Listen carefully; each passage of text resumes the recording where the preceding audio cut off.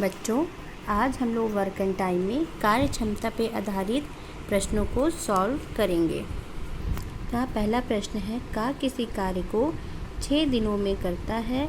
खा के कार्य करने की गति गा की 3 गुनी है।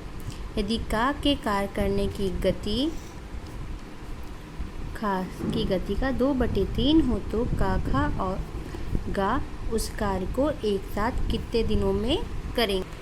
ठीक है, तो यहाँ पहले हम लिख लेते हैं का, खा और गा। क्वेश्चन क्या है, खा के कार्य करने की गति गा की 3 गुनी है, यानी गा की अगर 1 है तो खा की 3 और का के कार्य करने की गति खा की गति का 2/3 है, मतलब 3 का 2/3। तो क्या हुआ, 3 से 3 कट गया, का की 2 है, खा की 3 और गा की 1। अब देखिए, तो इसका फॉर्मूला है PT यानी potential multiplied by time. P1 T1 और equal to P2 T2। P1 क्या है हमारा, P1 हमारा है काका, हमें 6 दिन दिया है, काक 6 दिन में काम कर रहा है, तो P1 हमारा हो गया 2 काका और T1 हो गया 6। और P2 में क्या, हमें तीनों का कार्य एक साथ निकालना है, तो तीनों का कार्य क्या हो जाएगा, 2 + 3 + 1 और T2। तो हमारा होगा 6 दूनी 12 बराबर 3 2 5 1 6 गुणे T2 बराबर 12/6 बराबर 2 डेज, यानी का, खा और गा मिलके उस कार्य को 2 दिन में पूरा करेंगे। नेक्स्ट क्वेश्चन है, का एक कार्य को 12 दिनों में करता है। यदि खा का से 1.5 गुना तेज कार्य गति से करता है, यानी कि अगर का 1 दिन में कर रहा है तो 1.5 गुना जल्दी कर लेगा उस कार्य को, तो बताइए खा दुगने कार्य को कितने दिनों में कर लेगा। क्या है, यहाँ पे कार्य भी दुगना हो गया, यानी समय भी दुगना हो जाएगा। यहाँ पे हमने लिख लिया का और खा 1 दिन में कर रहा है तो 1.5 गुने समय में, यानी 1 सही 1/2 तेजी से कर रहा होगा, 2 × 2 2 1 3/2। ठीक, देखिए यहाँ पे क्या हो जाएगा, P1 T1 equal to P2 T2। P1 हमारा कितना है, का पोटेंशियल कितना हमारा 1 और T1 हमारा है का को कितने दिन लगे, 12 दिन काम करने में लगे। P2 हमारा है 3/2 और T2 हमें निकालना है। ठीक है, तो T2 बराबर 12 गुणे 2/3, 3/2 इधर जाएगा तो 2 ऊपर और 3 नीचे चला जाएगा, तो 3 × 1 = 3 3 चौके 12, तो आया 8। पर अब देखिए ये एक काम का था, पर हमें अब काम दुगना करना है, तो 8, तो दुगने काम के लिए दुगना समय लगेगा, 8 गुणे 2 बराबर 16 डेज। अगर हम तिगुने काम की बात करते तो 3 से मल्टीप्लाई होता, 4 गुने की बात करते तो 4 से मल्टीप्लाई होता, मतलब जितना गुना काम बढ़ता गया उतना टाइम भी तो बढ़ता जाएगा।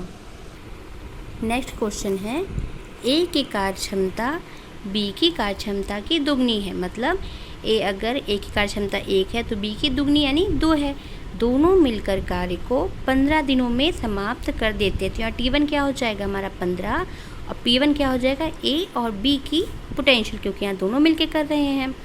बी उस कार्य को अकेले कितने दिनों में समाप्त कर देगा, तो जो हमारा P2 होगा क्या हो जाएगा, वो बी की पोटेंशियल और T2 हमें निकालना है। अब देखिए हम लिखते हैं ए बी, क्या है, ए की कार्य क्षमता बी की कार्य क्षमता की दुगनी, यानी बी कार्य क्षमता 1 है तो ए की 2 है। अब देखिए P1 T1 equal to P2 T2। P1 हमने क्या बताया था, ए और बी की कार्य क्षमता मिल के, तो हमारी हो जाएगी 2 + 1 और T1 क्या था हमारा, दोनों मिलके 15 दिनों में कर रहे हैं। P2 हमारा था बी की कार्यक्षमता जो कि 1 है, और T2 हमें निकालना है। तो क्या हो जाएगा, 2 1 3 गुणे 15 बराबर बी का कितने दिन का काम है, T2 बराबर 45, यानी कि बी अकेला उसे 45 दिनों में कर लेगा।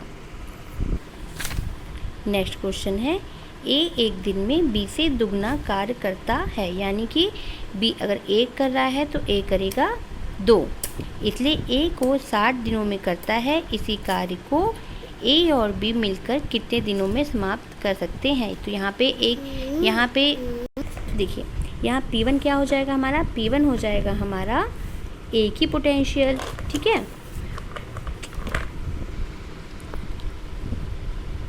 P1 हमारा हो जाएगा ए की पोटेंशियल और T1 हो जाएगा 60 डेज, क्योंकि ए का कार्य हो रहा है, ठीक है। तो हम यहाँ पे लिखेंगे ए और बी। ए एक दिन में बी से दुगना कार्य करता है, यानी बी 1 किया तो ए 2। अब हम यहाँ फॉर्मूला लिखते हैं अपना, P1 T1 is equal to P2 T2। P1 कितना है 2, T1 है 60, P2 है 1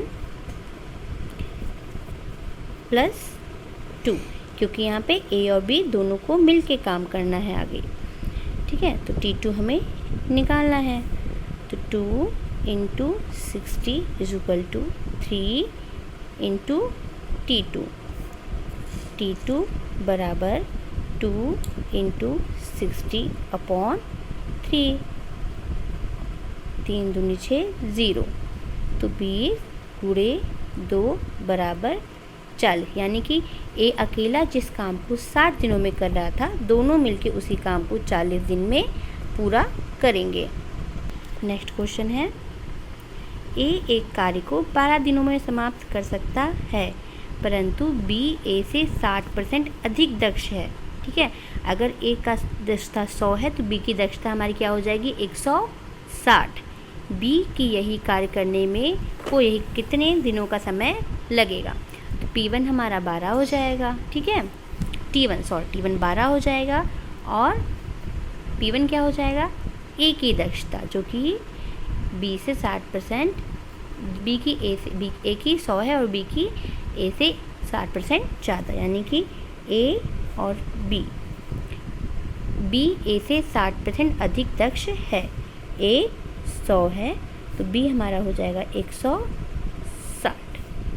इसको हम लोग सिंप्लीफाई कर लेंगे, तो 2 पंजे 2 8, 5 और 8, यानी कि अगर ए की दक्षता 5 है तो बी की 8। हम फॉर्मूला लिखते हैं, P1 T1 equal to P2 T2। P1 कितना P1 5, T1 12, P2 8, T2 निकालना है। तो T2 बराबर 5 गुणे 12 बटे 8, 4 दूनी 8, 4 तिहाई 12, यानी कि 5 तिहाई 15 बटे 2, 15 बटे 2 समय में बी हमारा उस कार्य को पूरा करेगा। अब देखिए नेक्स्ट क्वेश्चन है, ए तथा बी किसी कार्य को एक साथ मिलकर 7 दिनों में समाप्त कर सकते हैं। मतलब इन दोनों का पोटेंशियल हो जाएगा P1, T1 हमारा हो जाएगा 7, क्योंकि यहाँ पे दोनों मिल के साथ काम कर रहे हैं, इसलिए P1 दोनों का पोटेंशियल होगा। और यदि ए की कार्यक्षमता बी की कार्यक्षमता की दुगनी है, यानी कि ए की बी की 1 है तो ए की 2, तो ए उस कार्य को कितने दिनों में समाप्त करेगा। तो यहाँ P2 हो जाएगी, वो क्या हो जाएगी ए की कार्यक्षमता। देखिए बी ए क्या है यहाँ पे, ए कार्यक्षमता बी की कार्यक्षमता की दुगनी है, यानी बी की 1 है तो ए की 2। ठीक है, तो यहाँ पे फॉर्मूला लिखते हैं P1 T1 is equal to P2 T2। हमने क्या बताया, P1 जो है दोनों साथ मिलके काम कर रहे हैं ना, दोनों की क्षमता मिलके हो जाएगी, तो हो जाएगी 1 + 2। T1 कितना था हमारा, T1 था हमारा 7, P2 एक ही कार्यदक्षता 2 और T2 हमें निकालना है। तो 3 × 7 is equal to 2 × T2। T2 बराबर 7 × 21/2, यानी कि जो कार्य दोनों मिलके A और B 7 दिनों में कर रहे थे, वही कार्य A अकेला कितने दिनों में करेगा, 21/2 दिनों में।